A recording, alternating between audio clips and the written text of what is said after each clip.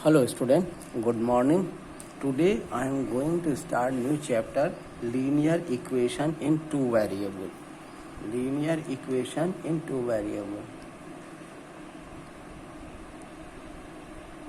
Linear equation in two variable.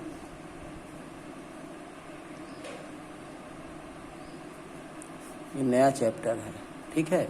आपने अभी तक linear equation in one variable पढ़ा है। जैसे क्या कहते हैं 2x + 3 = 0।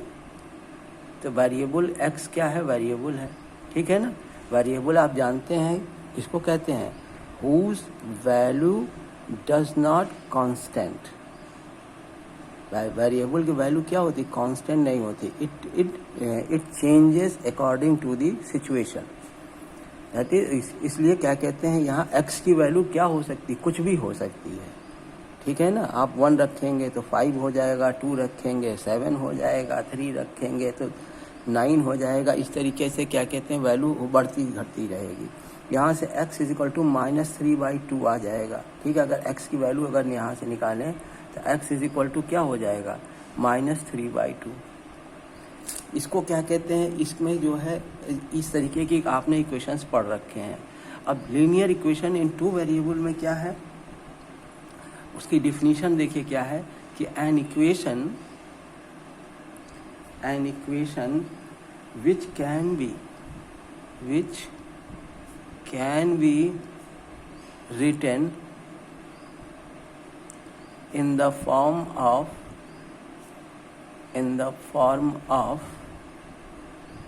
ax plus by plus c equal to 0, where a, b, c are real number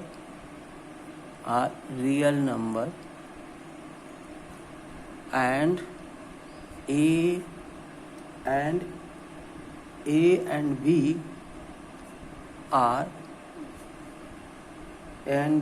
are not 0, is called linear equation in two variable, ठीक है। ये क्या है? ax plus by plus c। यहाँ पे x और y टू वेरिएबल्स हैं, तो ये क्या है कि इसीलिए इसको linear equation of two variable कहते हैं, ठीक है ना। इसमें जो है क्या कहते हैं, जो ध्यान देने की चीज़ है कि कह रहा है a, b, c are real number and a and b are not equal to 0। ये a और b 0 नहीं होंगे, ठीक है ना। जब इसको linear equation in two variable कहते हैं। अगर इसको मैथमेटिकल फॉर्म में लिखें तो क्या लिखेंगे? ax plus by plus c equal to 0, a, b, c belongs to R and a, b is not equal to 0। ये है, ठीक है ना। अब क्या कहते हैं कि इसमें ध्यान दीजिए कि a और b के लिए कह रहा है ये 0 नहीं हो सकता, ये कंडीशन इसकी फुलफिल होनी चाहिए। अगर हम यहाँ पे ये देखें कि अगर a = 0 and b is not equal to 0, तब ये क्या हो जाएगा? देखिए a is into 0 plus b into y plus c equal to 0, तो ये क्या हो गया? by plus c equal to 0। ये इक्वेशन इन वन वेरिएबल में कन्वर्ट हो गया। इसी तरह अगर हम कहें कि a is not equal to 0 and b equal to 0, तो ये क्या हो जाएगा? ax plus b into 0 plus c, ये क्या हो जाएगा? ax plus c equal to 0। तो ये फिर एक क्या हो जाएगा? इक्वेशन इन वन वेरिएबल हो जाएगा। और अगर a और b बोथ 0 हो जाए तो क्या हो जाएगा? a equal to 0 and b equal to 0, तो a into 0 plus b into 0 plus c, तो क्या हो जाएगा? c is equal to 0। तब ये इक्वेशन ही नहीं रह जाएगा, c चूंकि c कांस्टेंट है, ठीक है। तो इसलिए इस कंडीशन को ध्यान रखिएगा कि A B C belongs to R मतलब रियल नंबर है। दूसरी A B is not equal to zero, ये दोनों जीरो नहीं हो सकते। अगर ये जीरो हुए तो इनका क्या कहते हैं, इनके ये एक जीरो हो जाएगा तो वो वन वेरिएबल में चेंज हो जाएगा, दोनों वेरिएबल दोनों चेंज हो जाएगा तो कांस्टेंट नंबर पर रह जाएगा। ठीक है ना। तो इसलिए क्या कहते हैं, हमेशा ध्यान रखना है कि ये कंडीशन फुलफिल कर रहा हो, इसको ध्यान रखना है हमें। ठीक है ना। अब इसके बाद क्या कहते हैं कि अगर इस पे कुछ क्वेश्चंस देखा जाए कि कैसे क्वेश्चंस पूछे जाते हैं तो उस पर ध्यान दीजिए कि कह रहा है कि क्वेश्चन देखिए कि क्वेश्चन है right each of the following equation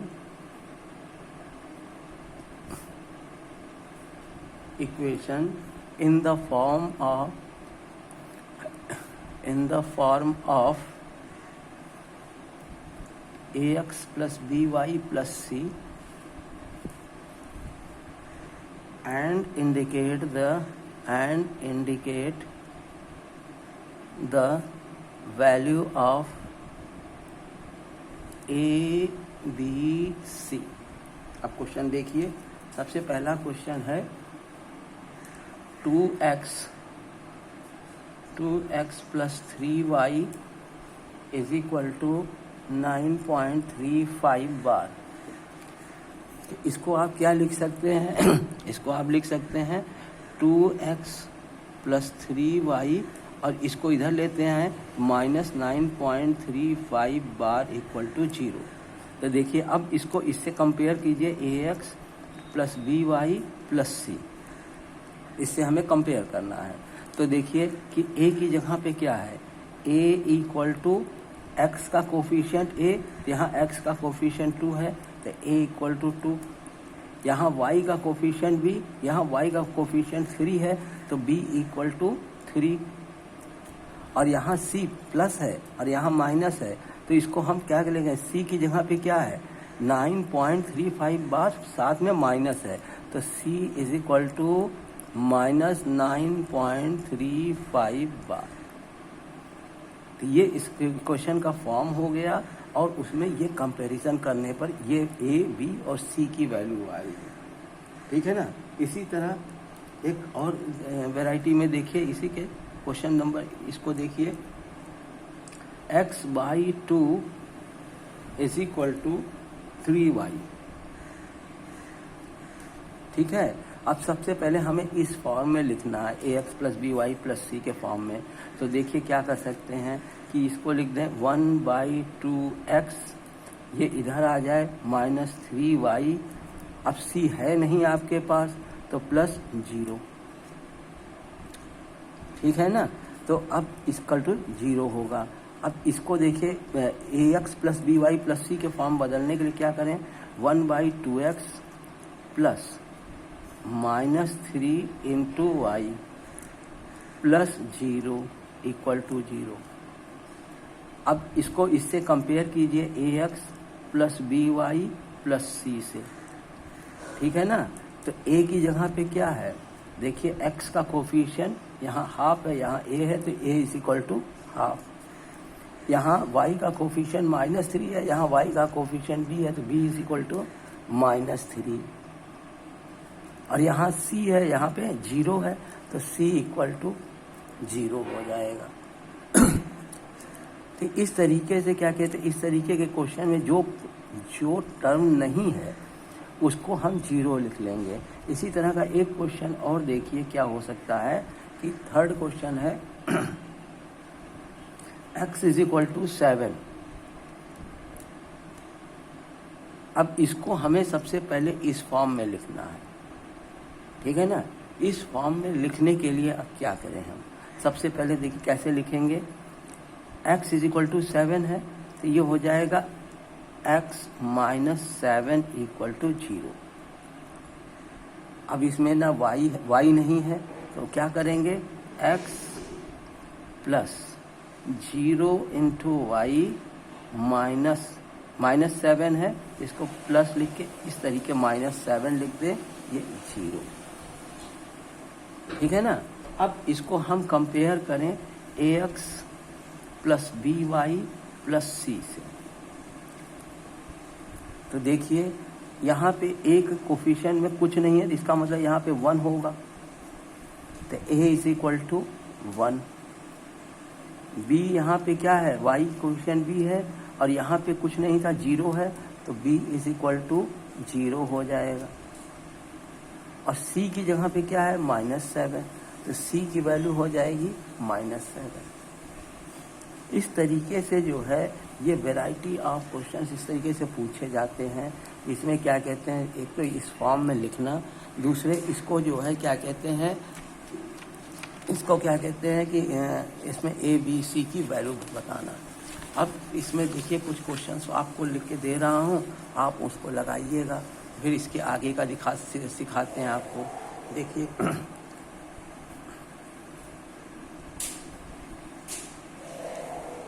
एक तो ये है, क्वेश्चन नंबर 1 है कि x plus 2y is equal to √2, ठीक है ना। दूसरा है 5 is equal to 3x minus 5y, 5 is equal to 3x minus 5y। तीसरा क्वेश्चन है, ये आपके प्रैक्टिस के लिए है, इसको आप लोग लगाने की कोशिश करिएगा, ठीक है। 2y is equal to 3। और क्वेश्चन देखिए,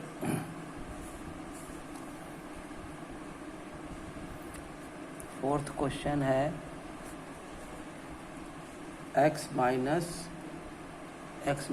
y upon 5 minus 10 equal to 0। x is equal to, ये फिफ्थ क्वेश्चन है, x is equal to 3y, x is equal to 3y। और देखिए क्या कहते हैं कि सिक्स्थ क्वेश्चन है y minus y is equal to 2। और एक क्वेश्चन है 6 के बाद 7 को देखिए कि 5 इज इक्वल टू 2x।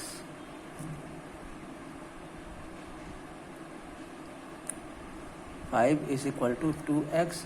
और 8th क्वेश्चन है 2x is equal to minus 5y,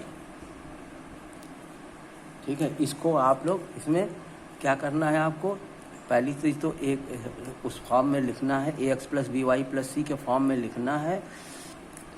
right the above equations in the form of ax plus by plus c equal to 0 and indicate the value of a b c, ठीक है। इसमें आपको ये करना है। अब इसके बाद देखिए क्या कहते हैं, सॉल्यूशंस कैसे निकालते हैं, ठीक है ना। किसी भी क्या कहते हैं इसके जो है सॉल्यूशंस कैसे निकलता है, उस पर ध्यान देने की ज़रूरत है। अभी तक तो आपने जो है क्या कहते हैं ये निकाला है। जैसे सॉल्यूशन निकालने के लिए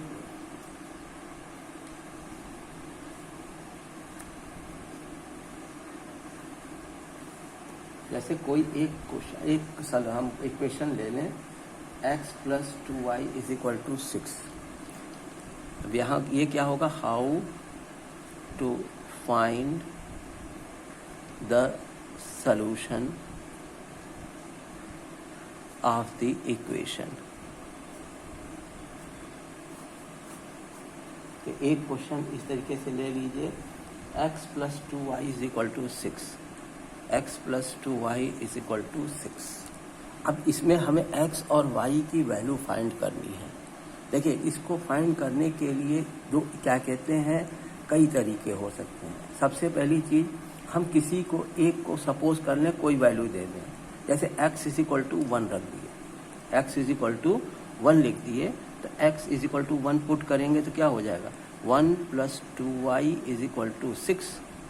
ठीक है, तो 1 इज उधर जाएगा तो क्या हो जाएगा, 2y इज इक्वल टू 5, तो y की वैल्यू क्या आ गई, 5/2। तो क्या कहते हैं, इसका एक सोल्यूशन क्या हो गया, सोल्यूशन हो गया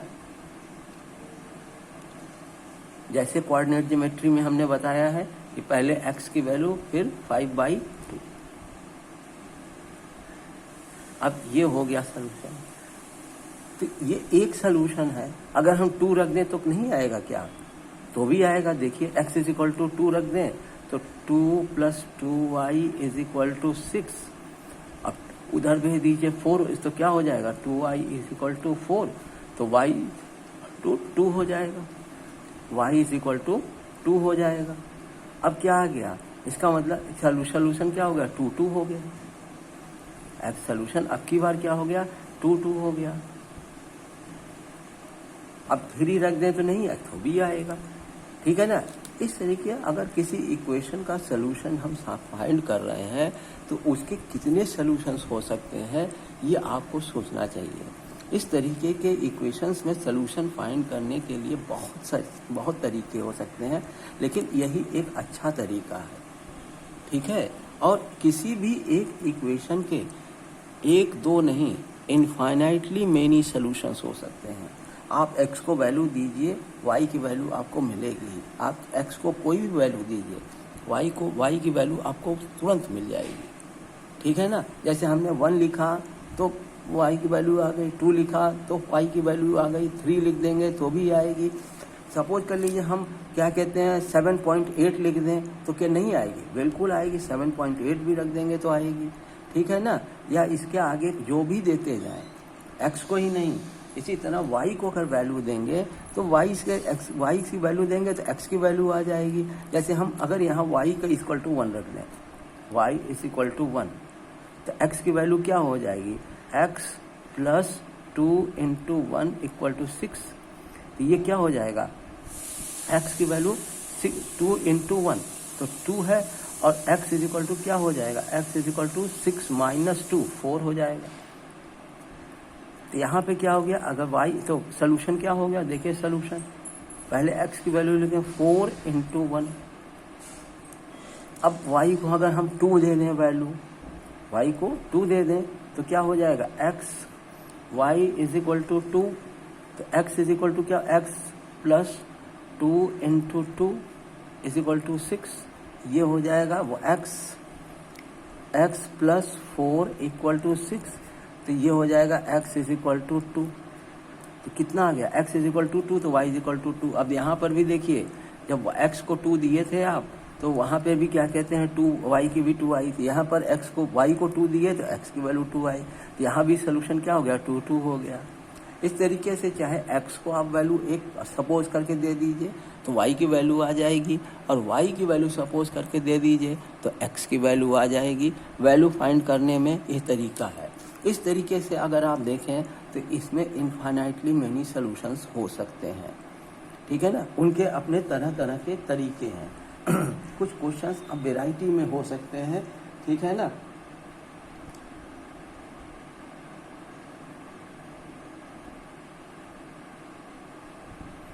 जैसे अब एक क्वेश्चन दे रहा है, फाइंड 4 सॉल्यूशंस, फाइंड 4 solutions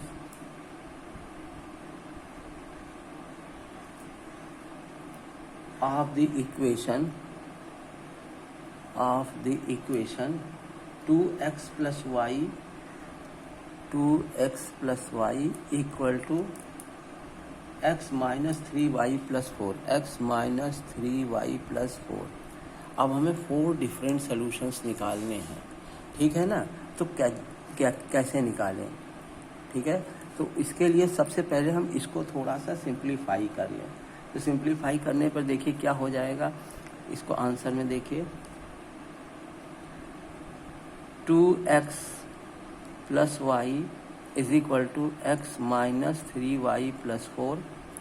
अब x और y को इधर ले आएंगे तो x तो क्या हो जाएगा, देखिए 2x plus y minus x plus 3y और इक्वल टू 4 को इधर लाएंगे तो -4 इक्वल टू 0। अभी हम इसको ax plus by plus c के फॉर्म में कन्वर्ट कर रहे हैं। तो देखिए 2x माइनस x हो जाएगा ठीक है ना। अब 3y और प्लस y 4y हो गया। अब ये क्या कहते हैं, इसको ले आए हैं तो ये -4 है इक्वल टू 0। इस तरीके से ये ax plus by plus c के फॉर्म में कन्वर्ट हो गया, ठीक है ना। अब यहाँ पे हम इसमें जो है इनकी वैल्यू पुट करना शुरू करें। एक आपको तरीका बता रहे हैं कि उससे जो है बहुत इजी हो जाता है कि एक बार इसमें x इज इक्वल टू 0 रख दीजिए तो y की वैल्यू मिल जाएगी, एक बार y इज इक्वल टू 0 रख दीजिए तो x मिल जाएगा। दो डिफरेंट वैल्यूज ऐसे ही मिल जाएगी। ये सबसे इजीएस्ट वे है क्योंकि ग्राफ में जो है इसका बहुत यूज़ करना है। तो क्या करें कि सबसे पहले x इज इक्वल टू 0 रख दें। x इज इक्वल टू 0 रख दिए तो ये क्या हो जाएगा, 0 plus 4y minus 4 equal to 0। तो 4y is equal to 4, y is equal to 1। ये पहला इक्वेशन सोल्यूशन हो गया कि 0 1। अब y इज इक्वल टू 0 रख दीजिए तो देखिए क्या होगा, x plus 4 into 0 minus 4 equal to 0। तो क्या हो जाएगा, x minus 4 equal to 0, x is equal to 4। अब देखिए दो डिफरेंट सोल्यूशन आपको मिल चुके हैं, एक 0 1 दूसरा 4 0, ठीक है ना। अब इसके बाद देखिए x इज इक्वल टू हम यहाँ पे 1 रख दें, ठीक है। x इज इक्वल टू 1 रखें तो x इज इक्वल टू 1 रख रहे हैं तो क्या आएगा, 1 plus 4y minus 4 equal to 0। अब ये कि देख रहे हैं 1 और माइनस 4 3 हो जाएगा, -3। तो 4y माइनस 3 इक्वल टू 0। तो y क्या हो जाएगा, y इज इक्वल टू 3/4। एक सोल्यूशन हो गया। अब इसके बाद क्या कहते हैं कि इसके बाद जो है क्या कहते हैं, यहाँ पर देखिए तो हम लिखेंगे x इज इक्वल टू 1 हो गया, 3y इक्वल टू 3/4। अब इसके बाद x इज इक्वल टू -1 रख दें, ठीक है ना। x इज इक्वल टू -1 रखेंगे तो क्या हो जाएगा, -1 plus 4y minus 4 equal to 0। तो 4 -1 कितना हो गया, -5। -5 प्लस 4y इक्वल टू 0। तो 4y इज इक्वल टू 5, तो y इज इक्वल टू 5/4। इस तरीके से अब सोल्यूशन देखिए, 4 सोल्यूशन क्या हो गए, पहला मिला 0 1, ठीक है, दूसरा मिला 4 0, तीसरा मिला 1 3/4